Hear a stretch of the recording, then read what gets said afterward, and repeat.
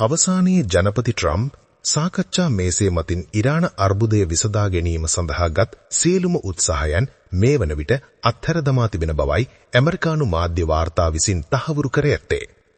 ඒට හේතුව වී ඇත්තේ සාකච්ඡා මේසේ හැල්ලුවට ලක් කරමින් ඉරාන පාර්ශවය විසින් දිගින් දිගටම ඇමරිකාව අවතක්සේරු කරමින් නගන වහසිබස් බවයි.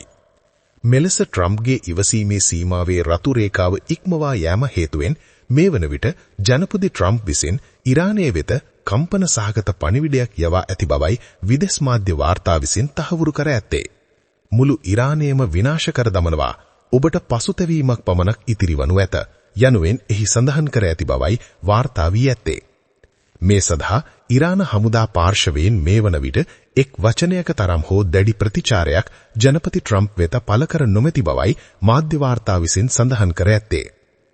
දෙපාර්ශවයෙන්ම මෙලෙස හුවමාරු වන දැඩි වාක් ප්‍රහාරමය ප්‍රකාශ හේතුවෙන් මැද පෙරදිග කලාපයම ඉතිහාසයේම මුහුණ දී ඇති විශාලම අස්ථාවර තත්වයට මේ වන විට පත්ව තිබෙනවා. මෙම උණුසුම් වචන හුවමාරු මැද්දේ දෙපාර්ශවයේ විසින්ම කලාපය තුල හමුදා බලමුළු ගැන්වීම් වැඩි කරමින් ඇති බවයි විදේශ මාධ්‍ය වාර්තා විසින් තහවුරු කර ඇත්තේ.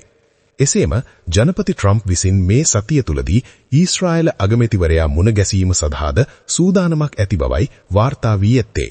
මෙම හමුවීමෙන් පසුව බොහෝ විට ඉරානයේ වෙත ඊශ්‍රායල සහ ඇමරිකානු ඒකාබද්ධ ප්‍රහාරයක් එල්ලවනු ඇති බවයි යුද විශ්ලේෂකීන් විසින් නිගමනය කර ඇත්තේ.